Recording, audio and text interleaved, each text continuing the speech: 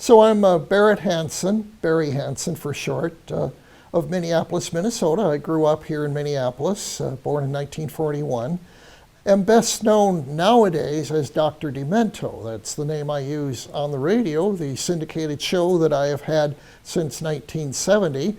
And it's the reason why I'm dressed up like this, because that became my normal garb when I make appearances as Dr. Demento. And I'm Rob Hahn. I'll be asking the questions. Today is December 27th, 2018, and we are at the University Club in St. Paul, Minnesota. Let me start generically as we talk about Dinkytown. Recount, if you would, your first impressions of Dinkytown. My first impressions of Dinkytown, it was a place with a couple of drugstores and some other stores and students and other academic-looking people walking around along with fairly ordinary folk.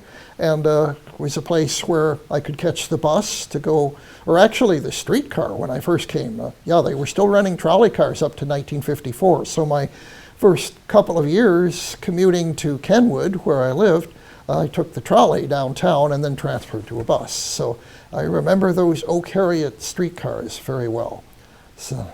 And we've talked to people who went to Marshall High or Marshall University. You actually went to University High when it was all by itself. Yeah, before the merger.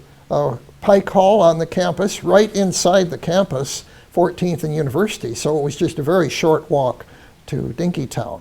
Along the way, however, I'd cross over the railroad tracks, which was probably more exciting to me than anything else I encountered in the neighborhood, because I loved trains, and they were still running steam engines at that time, so I liked few things better than to stand on that bridge while a steam engine went underneath and I breathed all this noxious coal smoke. I thought, at age 13, I just thought that was wonderful. So, what are your memories of the interaction between students your age, middle school, high school, and then the college students, particularly when you would catch the train, a trolley in Dinkytown, or wander in and out of the various locations there? To be honest, I never had a whole lot of reaction with college students. I was always a loner. I mean, I didn't have that much interaction with high school students outside of school itself either, because I was always somebody who amused myself at home with my records and the books and other things. My folks were very much into culture, the symphony and the opera and the and a lot of reading and the art museums especially. So I was into that. I did not hang out a lot with other kids. It's just the way I was. So no, I did not have a whole lot of interaction with college students. However, at U High, we would have units taught by student teachers every year. So they would share the teaching load with the regular faculty, and they were students, usually seniors, in the School of Education there at the university. So I would meet those college students. Occasionally one who played for one of the sports teams. I did follow a little bit the sports teams because that was the biggest game in town at that time, the Gophers in basketball and football. So you mentioned your records. Yes. Tell me about your memory of going into a bookstore in Dinkytown. I'll let you tell the story from there. Yes. Just while waiting for the bus or the trolley, I would occasionally wander around and just observe what stores were there. I didn't patronize many of them, but I saw, I think it was called just something like Campus Books on 4th Street, little bit east, a little up the hill to where the bridge is on 4th Street Southeast. And it was the last store before you got to the bridge on the left side as you walked up the hill. Its building has since been torn down, I'm pretty sure. I think it's where the McDonald's parking lot is now. But anyway, it was mostly a bookstore, but they might have had a little sign alerting me that there were records inside. So they had a large table with a cabinet under it that was all full of 78s. And the ones on top of the table were 50 cents, but many of them underneath in the cabinet, I had to kind of sit down on the floor to look at them, but they were a nickel or a dime. I could afford that on my leftover lunch money. So I started buying things that looked interesting to me, maybe 10 or 15 at a time, and I'd take them home. And I'd become aware of a limited number of old records because my grandfather gave me a bunch of them when I was 7 years old. So I was aware that there was music around older than what I heard on the radio. And most of the ones my granddad gave me were too old for my mother to really like. That was old people's music to her. But however, they had music from the 20s when my mother was a teenager. And I brought home a few songs that she liked, and she'd tell me, oh, that was from the 1920s when they did the Charleston and things like that. And a couple songs she'd sing along with. There was a copy of My Blue Heaven by Gene Austin, one of the big hits of that era, and she hadn't heard that in a while, so she loved hearing that. And so that store wasn't there for very long, but as I took the bus home to Kenwood, I would pass in front of the Salvation Army, which at first I thought that was just a place where old men lived. But then they had a bookstore, and one day they had a sign saying, "Special records, half price, 2 for a nickel." So on my leftover lunch money and maybe going without lunch for a few days, I'd had a stack like so. So that was the beginning. That was the beginning of my record collecting, but really the very beginning was just a few visits to this campus store in Dinkytown. So you could say that that was where I first was able to do trial and error, buy things that I didn't really know but that looked interesting, which is what I did for years and years after that, discovering all kinds of things. Amassing what sort of record collection at its height? Well, now it's certainly into 6 figures. At one time, before I had to move, it might have been closer to 200,000. So sometimes my publicist has said 500,000. I don't know if it got that high, but many people are awestruck when they walk into the record room at the house. So yeah, it really got built up. I kept imagining more and more records. I would imagine just idly in my... All right, jumping around now chronologically, yeah, sure. But I want to keep with the music theme. Sure. Tell me about seeing Bob Dylan. Okay. I just graduated from University High and was going to Reed College in Portland. I came home for Christmas, and my old friend Tony Glover, who I'd known for a couple of years, called me up and said, "Hey, you ought to see this new singer who's in town. He's great. His name is Dylan." And so I agreed that I would go to the 10 o'clock Scholar. It was an evening, a weekday evening, I think, shortly after Christmas. And so Tony picked me up, probably in his 51 Merc, and we drove to Dinkytown and went to see Bob Dylan at the Scholar, and he was there. We got there right on time, and he sang. He had not started writing yet, at least not anything that he'd sing in public, so it was all folk songs, but certainly doing them all in a very unique way, somewhat like his first album, even a little more like the Minnesota Hotel tape, which is circulated in bootleg form and maybe even legit form by now over a number of years. So anyway, that's what we saw. I was impressed. He was very different. I enjoyed. It was full of energy. And after the set, Tony introduced me to him. And the main thing I remember about his personality is after his set, he was really bouncing off the walls, talking a mile a minute and saying hi to the people that he knew. The audience was 30, something like that. Not a big audience, but it was not empty either. And but I just remember the energy, and he was very cordial. He was real happy to meet me, asked me a couple questions about myself. So none of the sullen demeanor that he has displayed on subsequent occasions, but it was great. I was very impressed. Funny, they didn't have any sign saying who he was at the 10 o'clock Scholar, so for some time afterwards I thought I had seen somebody whose name was Dillon. You mentioned Tony Glover. Yeah. Talk a little bit about him and maybe about Kerner and Ray as well. Okay.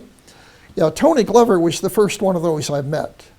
He was a year older than I am, I think, from Richfield, still living at home at that time. But I used to go to the Melody record shop, started doing that about ninth grade. I discovered, I'd gotten to like, through various circumstances, the contemporary R&B scene, especially the electric blues scene. People like Muddy Waters and Jimmy Reed, Little Walter, who were putting out new 45s at that time, maybe a new one every 3 months or so for each of them. And so the Melody record shop was one place in downtown that always had those records. The owner would say, I bring them up special from Chicago, which is where most of them were made. So one day I walked in and the owner came over to me and said, you guys ought to meet. And he pointed out Tony, who was still known as Dave Glover at that time. So he said, come here, and introduced us to each other. You two are the only young white kids who buy this stuff, referring to the new records by Muddy Waters, which their main audience, I think, was middle-aged or older black women. That's who mostly that music was made for. But we both liked it. To me, it was as exciting and loud as rock and roll, but had more, it wasn't silly. It had more depth to it, yeah. So it seemed very sincere, though it certainly had its show-busy aspects too in a small way, but it just had more power to me than Bill Haley or even Elvis. And the other two, Ray and So, Turner. okay, so Dave Ray, I went to high school with. He was 2 years behind me. He went to U-High, my sister's class. I knew him slightly there. I mostly knew him because I was the DJ for the dances, the sock hops. I had the most records by the time I was a junior, so I would play them and I would mix in. They wouldn't dance to Muddy Waters, but they would dance to Bo Diddley. So a couple of those became favorites for dancing. And when I play this record called Hey Bo Diddley by Bo Diddley, which came out in 1957, people would watch Dave Ray dance. He was the best dancer in the school. And that's how he got the name Snaker, because he would wriggle like a snake when he danced. So people would gather around and just watch him dance, sometimes with a girl or sometimes just by himself. It was something, as long as Hey Bo Diddley played, which was just 2.5 minutes, he would dance and the kids loved it. So I knew him a little bit from that. And he started playing guitar by then, but I didn't really become aware of him as a musician until that same trip where I went to see Dylan. It was a different night where Dave Ray, he might have been at the Scholar when Dylan was there. I can't swear to that, but anyway, he contacted me and invited me to come to his apartment where he played several songs for me with his 12-string. And I was bowled over that this kid who I knew just as a dancer had become suddenly very much of a commanding musician and singer. So certainly followed his career at that time. Because I only visited Minneapolis during vacations, I didn't really see Curter, Ray, and Glover develop, but they were playing, the three of them, locally. I think it was a place over by the campus theater on the other end of campus, a little coffee house there. And that's where I first saw Curter, Ray, and Glover. And of course, their record came out around that time, their first, the audio, Blues, Rags, and Hollers. So. Did you like that record? Very much. I loved it. Played it. To me, it was the best white blues I had ever heard. I mean, they're maybe a little bit better known nationally was John Hammond, whose first album came out right around that time. But I loved Curter, Ray, and Glover. To me, they were the best young white kids at doing blues at that time. Let's go through a couple of the businesses, and you could share your recollections of spending time there. Gray's Drug. Gray's Drug was mainly I'd wait for the trolley or the bus in front of there, and sometimes I'd have lunch there or have a soda or something like that. Once in a while I'd splurge and put a nickel in the jukebox, which was not really loud enough to enjoy, but if there was a current hit I really liked, I could hear it there. So, and occasionally I'd buy some notions or candy bar or something like that, or some oddment of school supplies there. But it was.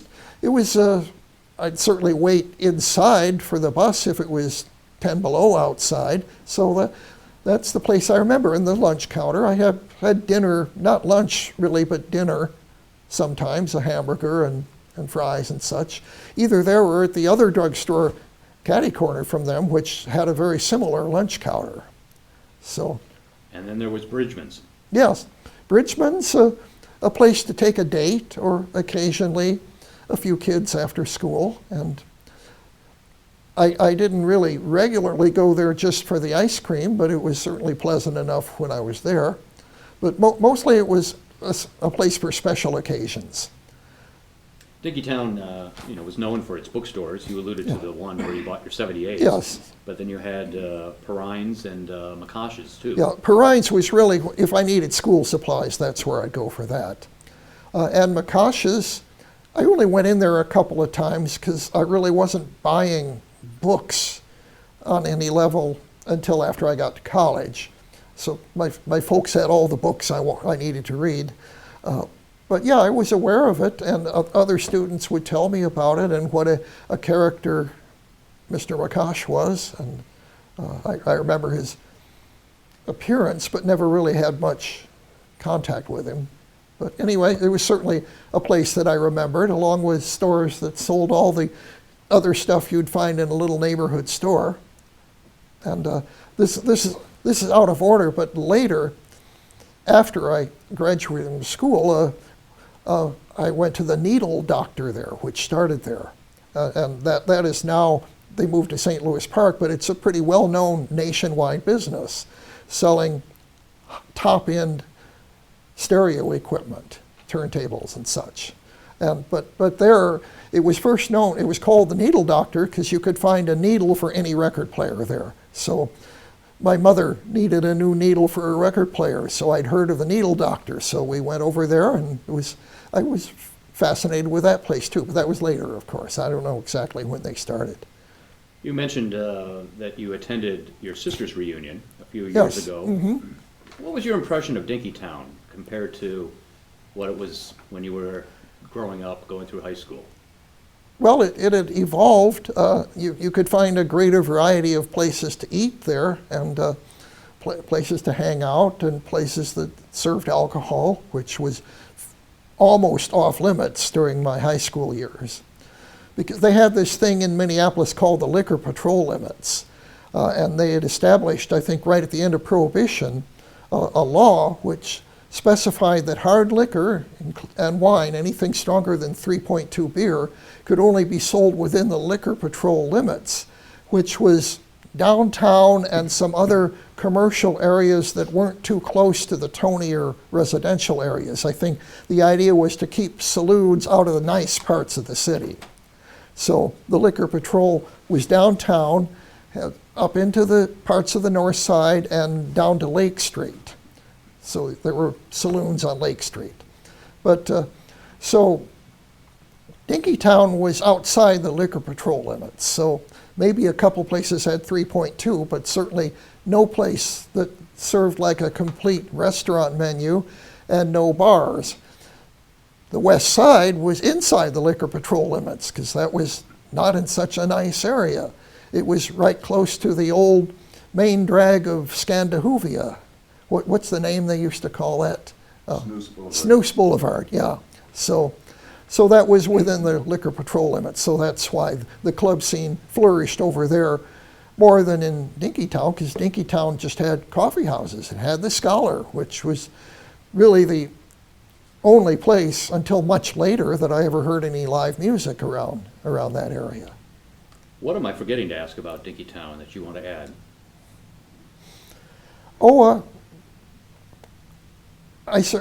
To me, it was just like another neighborhood residence, a place where there'd be drugstores and places to buy stuff that you needed, but with the college students being there. The Scholar opened probably when I was a junior in high school, and seniors at U-High used to be allowed to go off campus for lunch. Other students could not. So some of those would go and have lunch or some sort of refreshment at the Scholar or maybe some other place. I was never part of that crowd, though. I was always a loner. I had my own amusements. I'd go any place where I could find records cheap as time passed.